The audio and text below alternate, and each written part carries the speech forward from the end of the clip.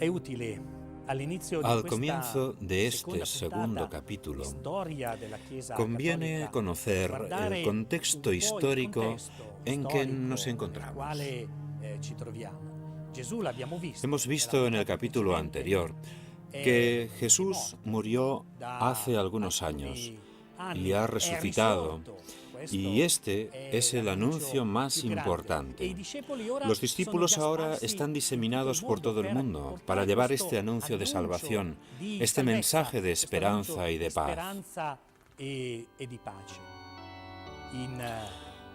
Están en un mundo que les acoge como si estuviera necesitado de su mensaje,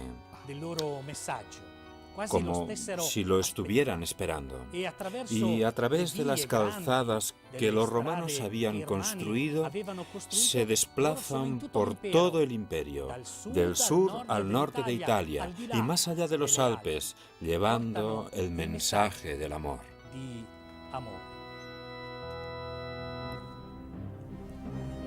El emperador Augusto había intentado que la religión romana pagana fuese el centro de la vida del imperio. Sin embargo, el intento fracasó porque desde Oriente y sobre todo desde Egipto llegaron nuevas divinidades y con ellos los ritos ligados a Mitra, tan largamente difundidos y seguidos que muchas veces serán confundidos con la religión de los cristianos. A todo esto se debe añadir, a nivel popular, la magia y la superstición, en las cuales se refugia muy a menudo la plebe de los suburbios del mercado de Trajano. En medio del fervor por estos nuevos cultos y del vacío que dejan en la gente, el monoteísmo y la novedad que representan el mensaje de Jesucristo comienzan a enraizarse con fuerza. El mensaje que llevan los apóstoles es un mensaje desconcertante que, sin lugar a dudas, trastorna las convicciones más profundas, incluso las religiosas. Pero el imperio, las autoridades, ven en todo esto un intento de desestabilizar las bases del mismo imperio. Por ello aparecen las persecuciones. Por ello aparece el deseo de hacer desaparecer no solamente el mensaje, sino también a los hombres que llevaban el mensaje.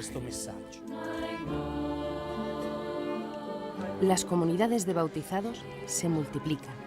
Damasco, Antioquía, Cesarea, Sidón, Éfeso, Corinto.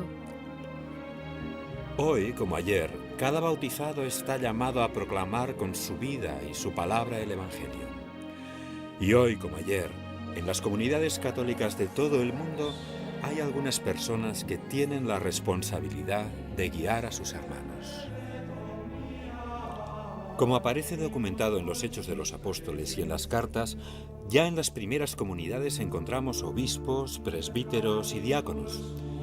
Para comprender cómo vivían estas primeras comunidades, las catacumbas son el primer lugar que debemos visitar. En ellas hay una cantidad enorme de restos arqueológicos que nos ofrecen una idea de cómo era la vida de los primeros cristianos. Los fieles ponen en común lo que poseen y, si es necesario, venden sus propios bienes para ayudar a otros hermanos. Cuando se reúnen, reviven juntos los gestos que Jesús realizó cuando estaba vivo. Y la lectura del Evangelio se convierte para todos en la fuerza y el corazón con que se alimenta y aumenta la fe de cada uno. La fe de los primeros católicos, que cobra cada vez mayor fuerza y vigor, es la misma fe en la que entrará San Pablo, el cual, de gran perseguidor de cristianos, se convierte en fiel seguidor del Evangelio de Cristo. San Pablo es una figura magnífica, una figura humana de la categoría más alta, un hombre inteligente, un hombre orgulloso, un hombre preparado, un hombre de cultura, un hombre honesto. No era una personalidad fácil, con su orgullo de ciudadano romano. Es un hombre de convicciones religiosas, como debe ser.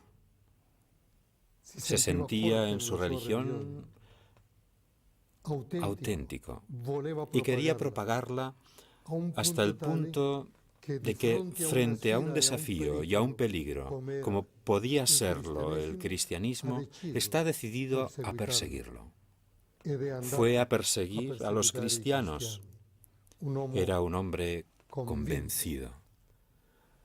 Pero este hombre ha sido conquistado por Jesucristo.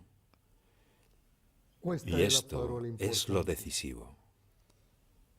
Jesús toma la iniciativa. Jesús es el Hijo de Dios y Jesús llama. Jesús llega al fondo de los corazones. Qué alegría y qué privilegio poder abrir el corazón a Jesús. Jesús cambia todo en Pablo. Desaparece el perseguidor, pero no desaparece el hombre convencido y comienza a viajar para llevar a Jesús. Enviado a una misión, enviado por el Espíritu de Jesús. Pablo nos habla de tal manera de su Señor que hace que nos enamoremos de Jesús, que es nuestro Señor.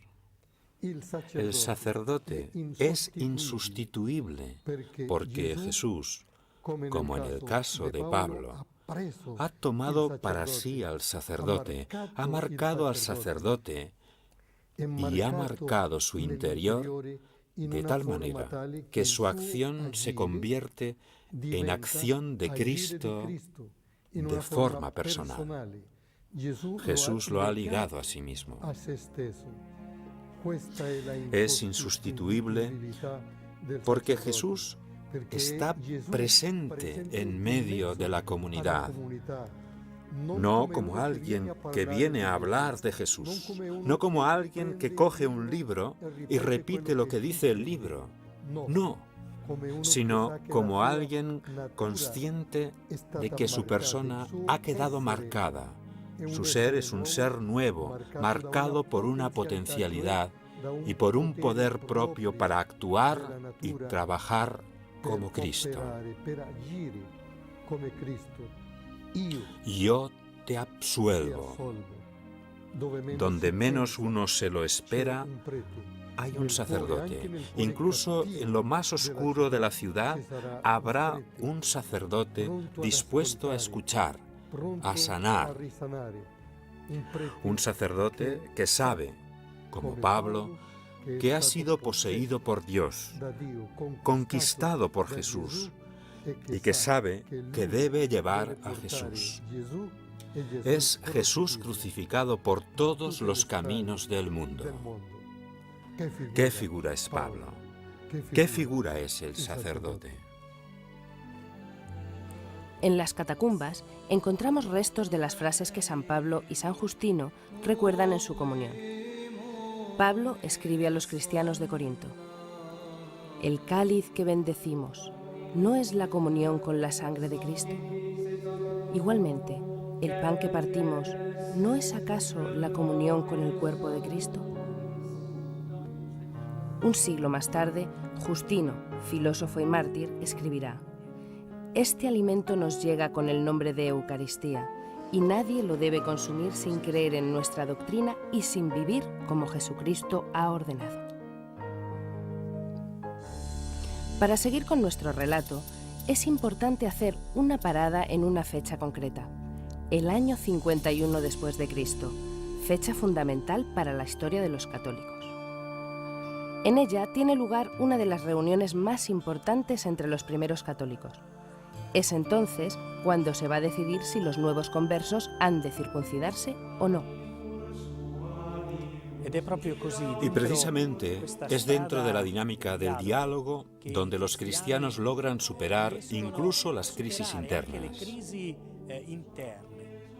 Logran superar también este delicado momento de su vida interna y, como nos dice San Pablo, no hay que imponer la ley de Moisés a los paganos que se conviertan, precisamente porque la conversión es el lugar donde se acoge al hermano que se acerca.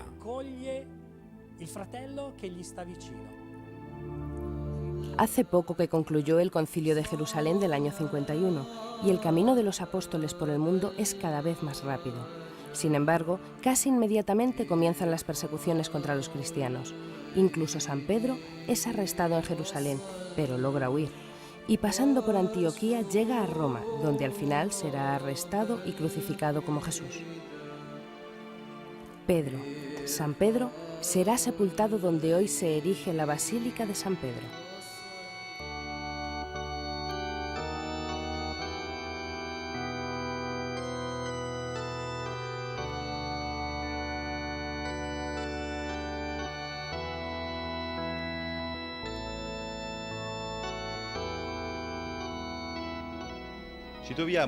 Nos encontramos bajo la nave central de la Basílica Vaticana, a una profundidad aproximada de 9 metros. Casi 9,5 metros respecto a la estatua de bronce de San Pedro. Y estamos recorriendo un antiguo camino que conduce a la tumba del Príncipe de los Apóstoles. Un camino que hoy está en un ambiente subterráneo, pero que hace 1600 años estaba bajo la luz del sol. Dentro de estos edificios encontramos tumbas paganas y sepulturas cristianas. Son sepulturas que atestiguan la implantación del cristianismo durante los primeros siglos del imperio.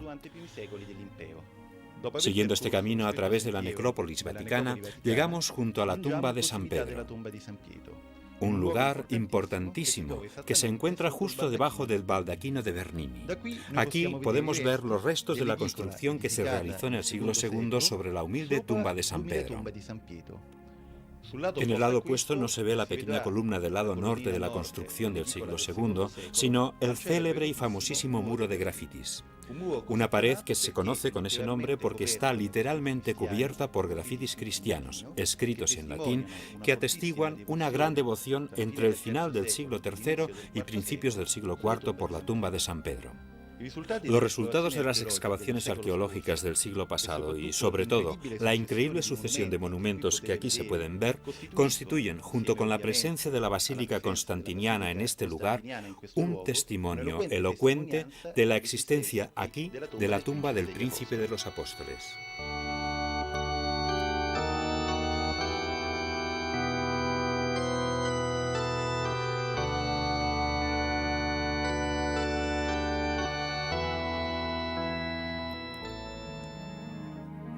A la Roma en que San Pedro sufrió martirio, llega también San Pablo. Llega tras un largo recorrido que le ha visto como misionero por las ciudades de Asia Menor y Grecia. Antioquía de Siria, Pafo, Perge, Cesarea, Tróade, Filipos, Tesalónica, Éfeso, Rodas, Pérgamo, Atenas. De allí, sus grandes viajes misioneros prosiguen hasta Jerusalén, donde es reconocido y condenado a muerte. Encadenado, es llevado a Roma.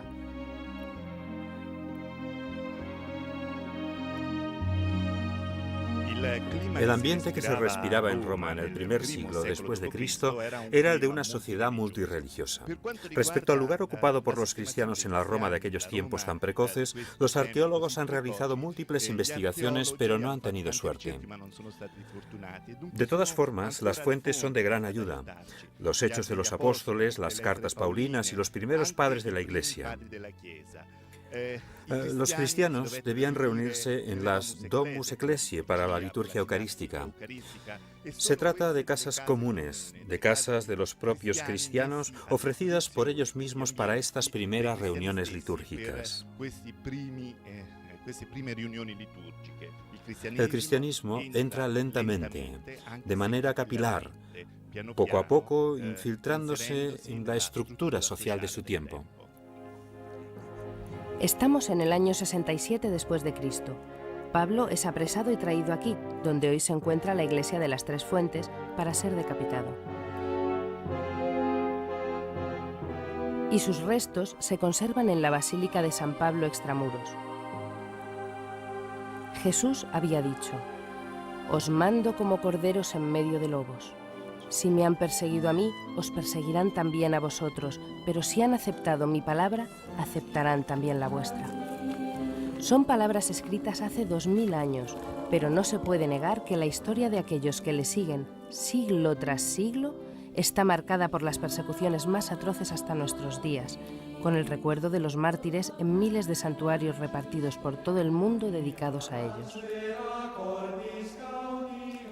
El primero de esta gloriosa lista es Esteban, hombre de fe, animado por el Espíritu Santo, como está escrito en los Hechos de los Apóstoles. Desde el día del martirio de Esteban hasta el trágico verano en que arde Roma y Nerón culpa de ello a los cristianos, han transcurrido solamente 30 años. 30 años durante los cuales los apóstoles y sus discípulos, los presbíteros y los obispos de la joven iglesia han seguido anunciando el Evangelio a muchos, a pesar de la violenta hostilidad, las persecuciones, la prisión y el martirio. Como ha recordado Juan Pablo II en la memorable jornada del jubileo del año 2000 dedicada a los mártires, la sangre de estos siempre ha generado nueva fe.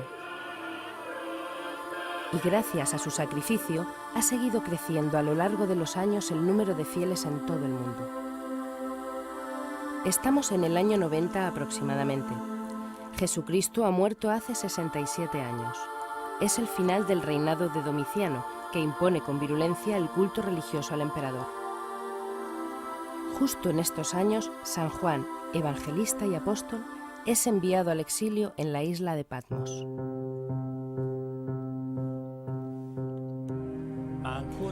Sin embargo, durante otros 40 años, con los gobiernos de Trajano y Adriano, siguen las persecuciones.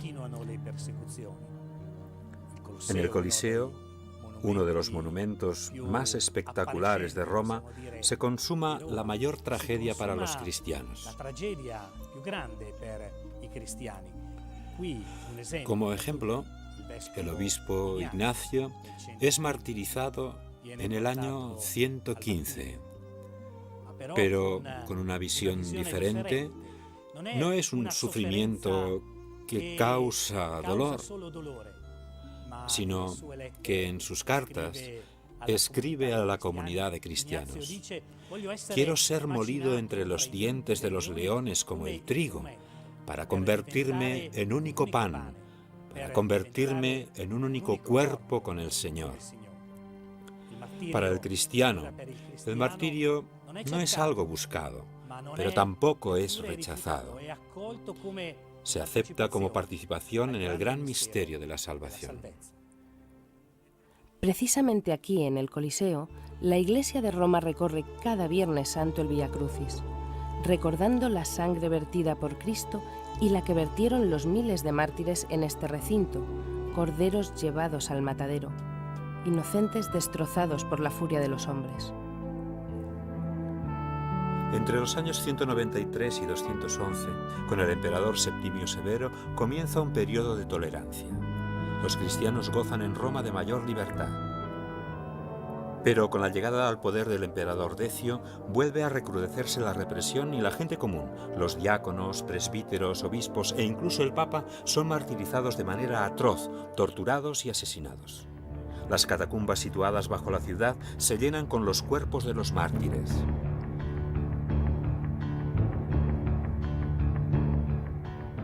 Pero no solo en Roma. También en otras grandes ciudades como Alejandría, Cartago y Esmirna se persigue a los cristianos.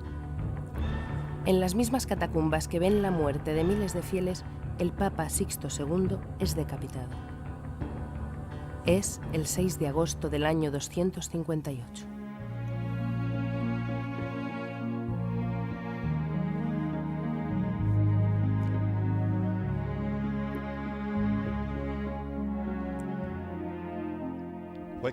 A veces los arqueólogos tienen suerte y excavando en las catacumbas encuentran las tumbas de los mártires. A mediados del siglo XIX, el gran arqueólogo romano Giovanni Battista de Rossi comenzó aquí su gran aventura arqueológica, en este lugar que ahora denominamos la cripta de los papas. Porque en esta sala, ahora completamente restaurada, encuentran reposo una serie de pontífices y algunos mártires que vivieron en el siglo III. El primero de todos, sepultado en la tumba del fondo, era el Papa Sixto II, que fue asesinado junto a sus 4 diáconos, Magno, Vicente, Felicísimo y Agapito, el 6 de agosto de 258, con motivo de la gran persecución de Valeriano.